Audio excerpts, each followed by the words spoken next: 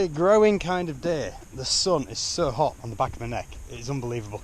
But just emptied 10 mil out of the rain gauge, which is from yesterday, and it's a welly kind of day.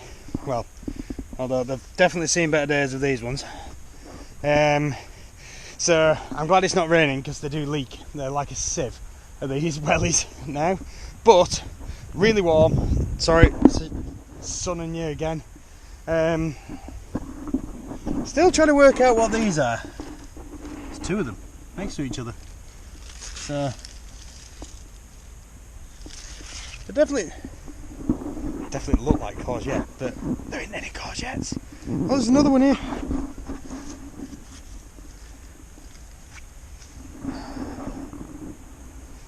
Might have to experiment with one of them.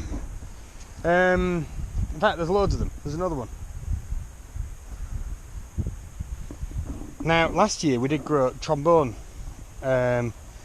pumpkins. But they didn't grow like that. They grew like the trombone, with a curl, and then just got bigger.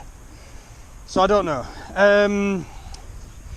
I believe I am just saying the same random stuff to you over and over and over again, but you're kind of still listening. So I am hoping that I can kind of show things a bit more exciting when, obviously this is exciting, this is very exciting for me. Like, the size of some of these pumpkins is very exciting, and it gets me excited. And the fact that this row here, I only sowed them with, I found some pumpkin seeds at home that were supposed to go in, and had obviously managed to sneak past without going in. So we planted them, and they were only planted like probably 3 weeks since, and they're already up at second stage. So they might produce a pumpkin, they might not, but might as well have put them in. It wasn't going to do any harm, let's put it that way. So yeah, hoping that things kind of really kick off. I have to say, it's kicking off on the veggie side, on places to sell it, but I need to have the stuff to sell. That's the kind of situation I'm in at the moment. I'm actually going to harvest some spinach for this weekend's orders and runs out to places, because I've now got a few extra places to deliver to. This is looking good. That's not going to be much longer, and then that'll be ready to go. I've just put a load more of that in, and as I was saying, you might have just missed that because I might have been pointing you off to the side. The spinach is looking good. Tastes spectacular. The kale, which I put in, is actually looking okay. I've got more kale to plant, but what I need to do, because you need to plant that 18-inch apart when you put it in the ground, I'm going to plant that at home and then bring it down, because there's no point trying to put seeds in 18 inches apart in the ground here.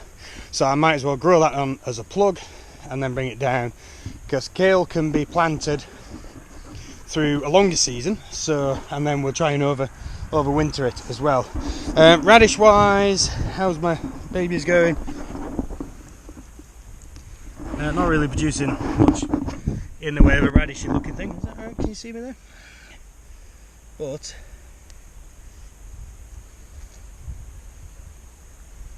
it tastes pretty good, but you'd need a lot of them to make your salad taste of radishes. Hopefully they kind of do something. This is his next batch of lettuce coming up there. Nice red one there.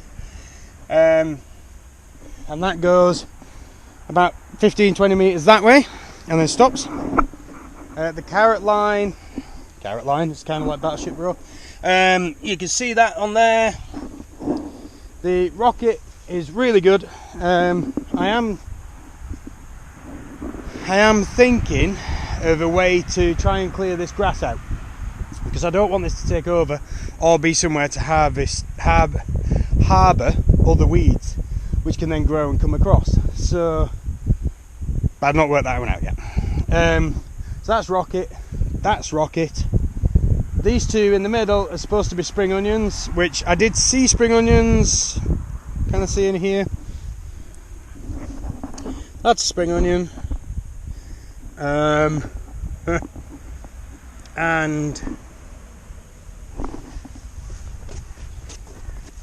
there we go. There are some of them. That's spring onion, that's spring onion, that's a spring onion.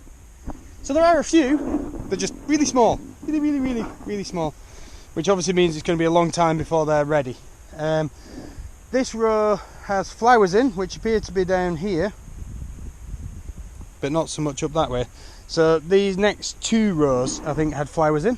I can see a line of stuff, and then we are getting into the sprouty area, which is still not very spectacular, but doing a bit better.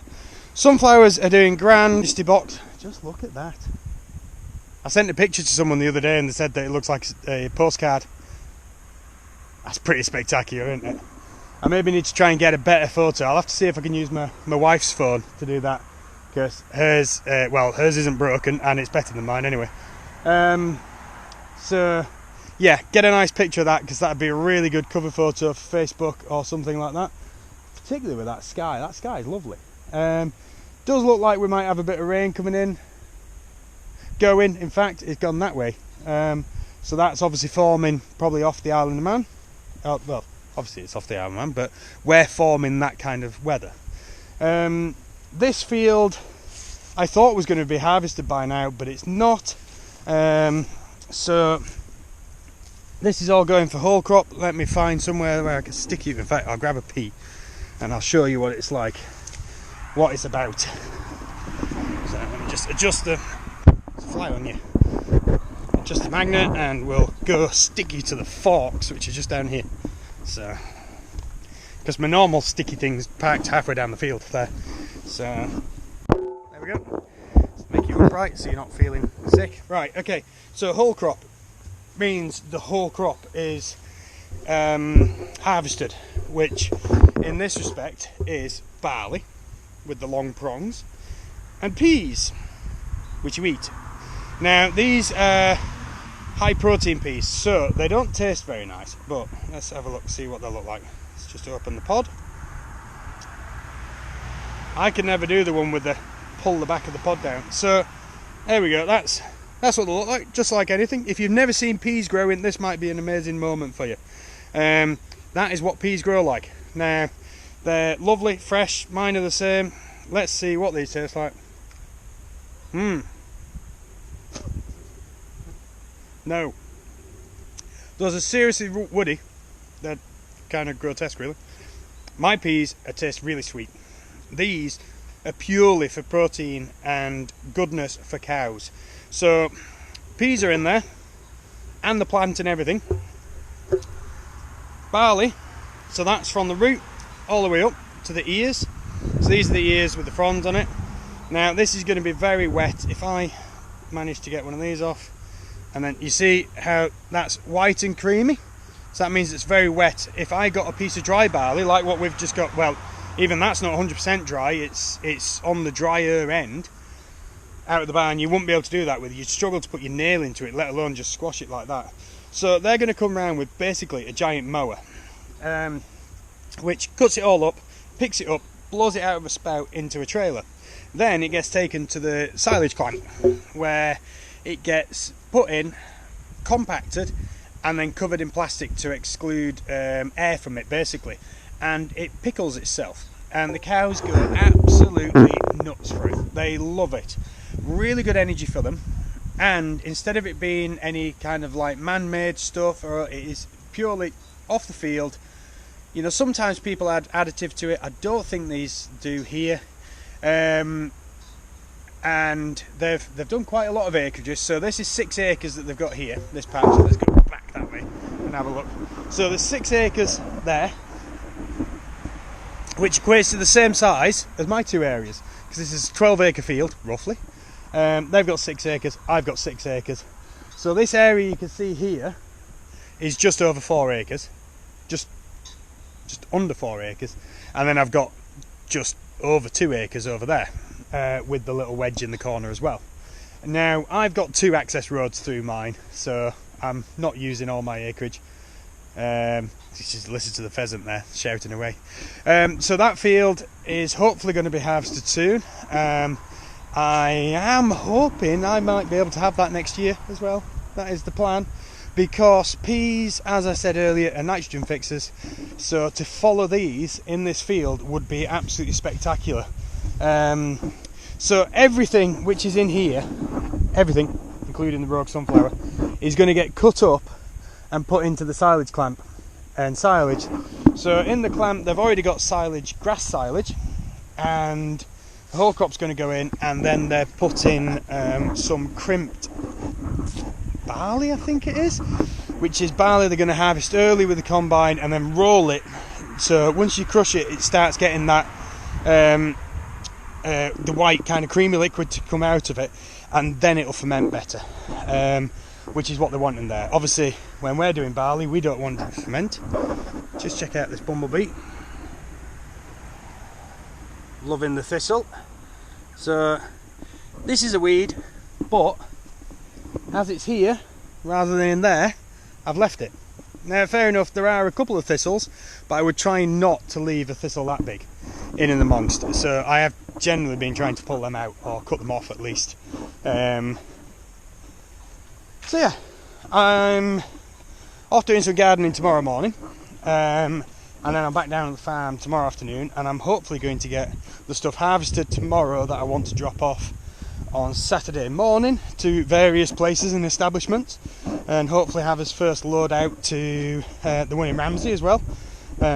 So we'll see how that goes, and we'll keep you up to date. How you doing? It is Friday. I've not even got my watch on. I think it is literally just gone afternoon on Friday. So just doing a bit of harvesting, and I inadvertently pulled up one of our parsnips. So I've given it a wash off, and really impressed at how that's looking. Now, I did read or hear that normally, well, there's a massive group of geese flying up there. So if they come this way, I'll turn the camera around, you can see them. And it said that you need to make sure that they've had a frost on them to make them sweet, because it's the frost which brings out the sugars. So, moment of truth. A little bit tough in the middle,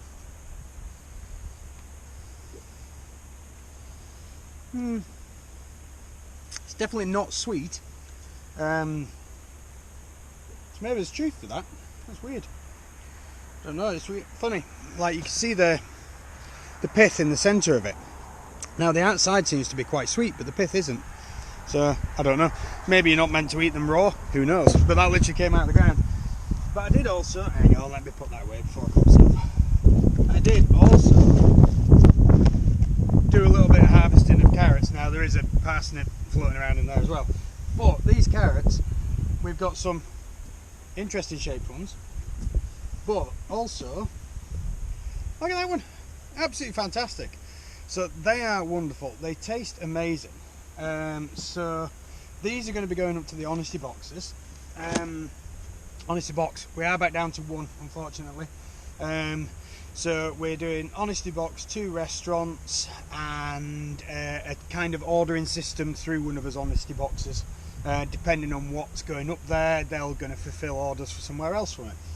We've also got somewhere else that's going to be selling our sunflowers, which is just the other side of the drive there, so literally at the end of our gate, which is brilliant. That's really good. That's a local resident who came to get some the other day, and he just said, did you want to put a tub at the end of his drive? So that's really nice. We're going to be selling them local. So that's 3 places selling the sunflowers. I have had 2 people come down to the field and kind of like collar me down here, so they ended up getting some. But all in all, oh, hang on, water's dribbling there. All in all, you've seen everything already this week, so I don't need to go show you anything like that. It's all growing well. It's good. We're harvesting. I've got loads of potatoes, so they're going to be going out to the places tomorrow. The lettuces here are doing okay. You know, they're going to get harvested this week. The iceberg style is fine. I'm also going to try and harvest some of the spinach. Some of these are just about getting towards the size I might think about taking up. Lola Rosso have got just a little bit longer, and then it'll be interesting to see how long before I start seeing the seeds that I put in the other day. So I didn't write on there, they were put in on the 25th, I know that, 25th of this month. So today is the 28th maybe, yeah, 28th today, because the 1st is Tuesday. So no sign of any seedlings yet, but they have only been in for a couple of days. So they should be starting to show in about a week, and then obviously they'll be about 6 weeks off harvesting. But it's getting there. We've got more subscribers up on YouTube now, so we're up at I think it was 69 when I checked this morning, which is amazing, you know, to have that many people interested in what we're doing.